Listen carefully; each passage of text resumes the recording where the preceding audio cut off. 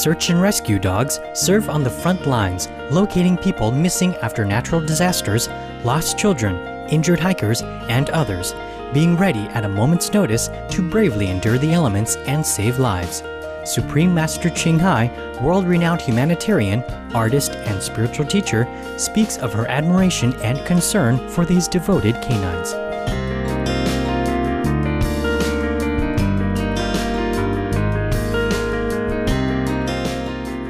And I saw many dogs, they use for rescue mission. They just walk in like nothing. But I feel so bad about them. Dogs walk in the sharp, broken glasses or anything like that, even chemical leaking or anything, or germs or danger. And these are precious dogs. They've been trained for years, and they even lay down their life for anyone at command. You have to protect that dog.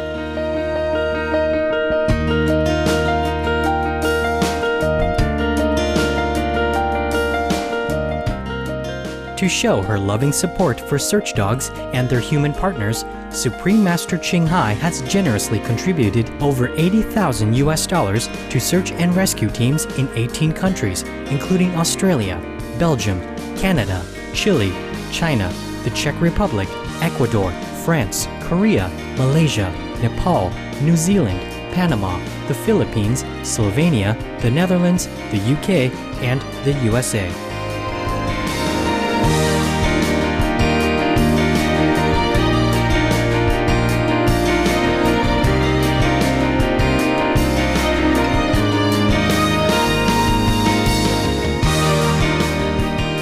Today, we'll meet one of those teams, the Ontario Volunteer Emergency Response Team, or OVERT, which provides timely search and rescue assistance during such events as natural disasters in the province of Ontario, Canada, and elsewhere.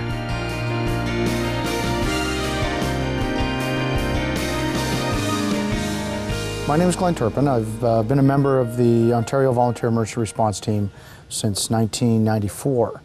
We're based in the Greater Toronto area of Southern Ontario, and we provide skilled search and rescue personnel to assist in the location of lost or missing persons. And a big component of that team is our canine unit, our dogs. And we currently have 6 dogs on our team, and we're tasked to assist with the location of missing children or persons, utilizing our dogs to help us do that. The team's goal is to create a better way to train and integrate community volunteers. Since its humble beginnings in the 1990s, the group has worked with more than 50 Ontario agencies during its missions and has gone abroad to aid people in various nations following major calamities like earthquakes. Everybody on the team are volunteers. We all have a profession of some sort that pays the bills day to day, and then we put all of our other efforts into our humanitarian search and rescue efforts. Yeah. I would say some people on this team probably put more time into the volunteer side of it than they do their actual professions. We're out every week training with the dogs. There's obviously administrative aspects to the team, and we're doing public awareness, patient prevention education as well. So yeah, we cover a lot of different areas, and it's time consuming, but I mean, at the end of the day, it's the right cause. And that's, people don't seem as time-consuming. Yeah. There's 100 members in the organization, and we cover a large geographic area of close to 5,000 square kilometers and about 4.5 million people as far as the population is concerned. And so within the team, we have a number of specially trained personnel, and the dog unit is one of those specialty units. Yeah. This is Barrick. He's a 5-year-old German Shepherd, sable-coated German Shepherd. We've been partnered together since he's been about 2 years old. What does it take to become an OVERT team member? We ask Mr. Turpin for his insights. We'll teach the people basic ground search and rescue techniques, so how to search within a team.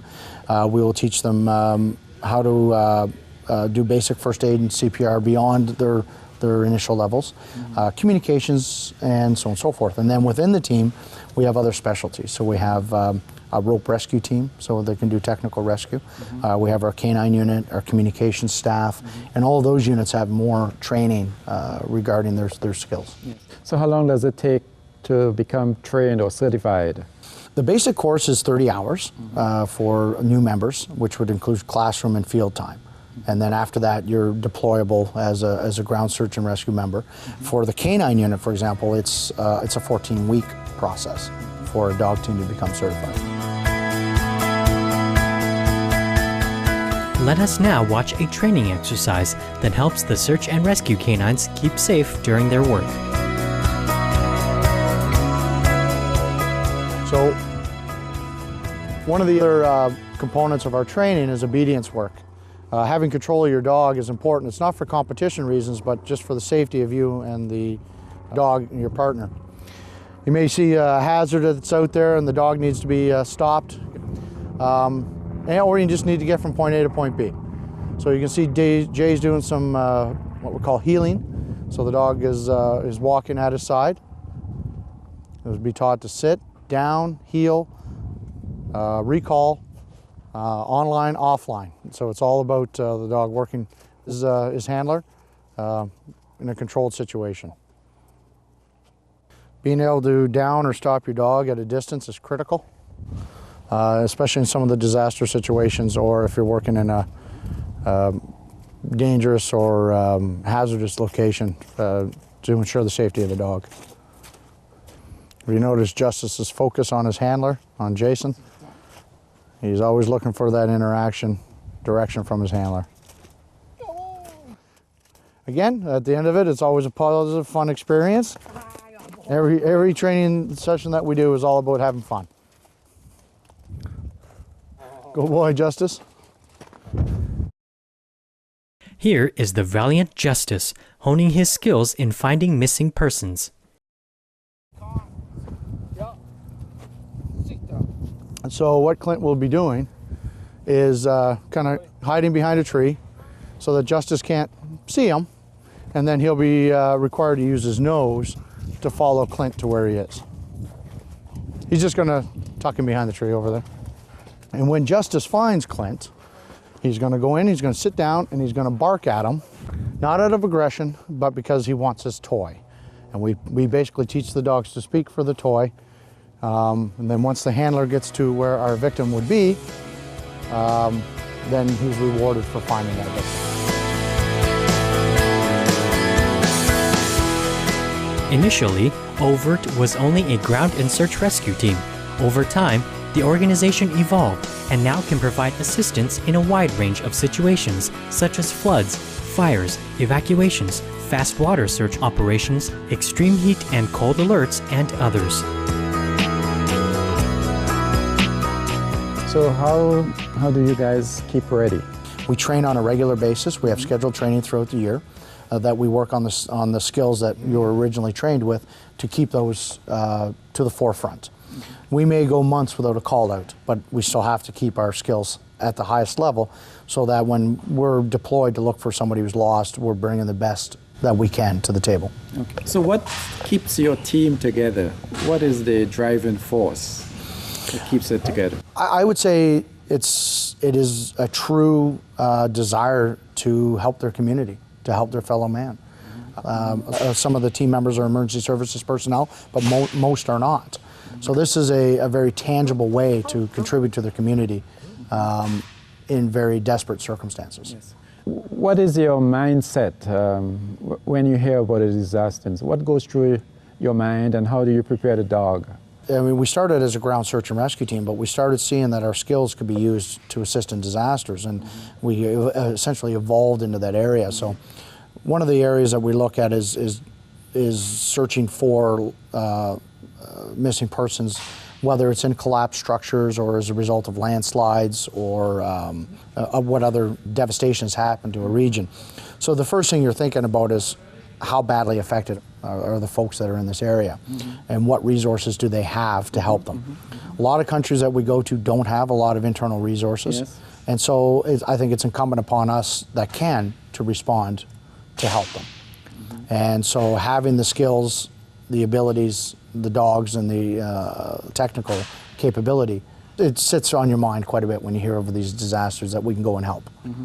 Getting there sometimes is a problem due to finances. You know, we are again a charitable organization, so we have to finance all the travel and ourselves to get our teams over there.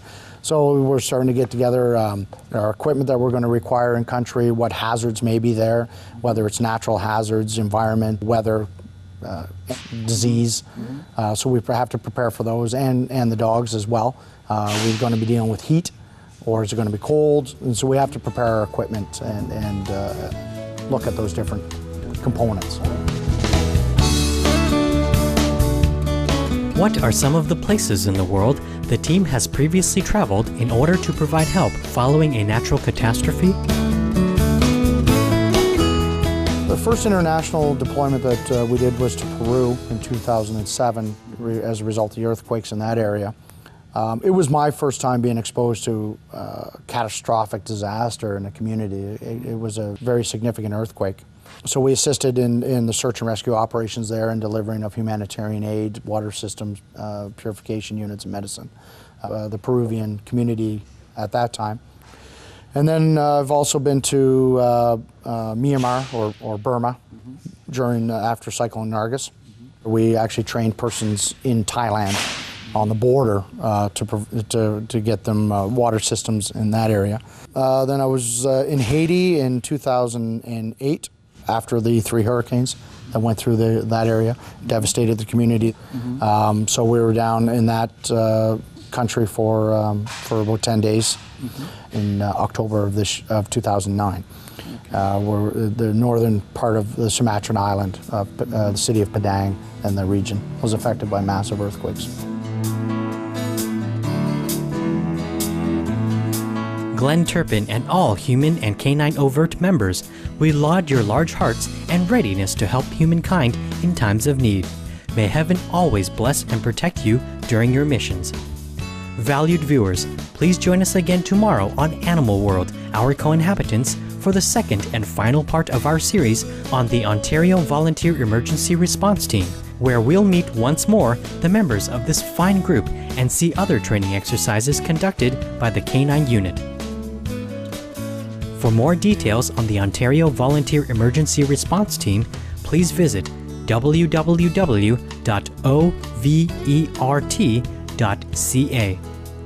Thank you for joining us today on Animal World, Our Co-Inhabitants. Up next is enlightening entertainment after noteworthy news. May the love of heaven always fill your life with peace and happiness.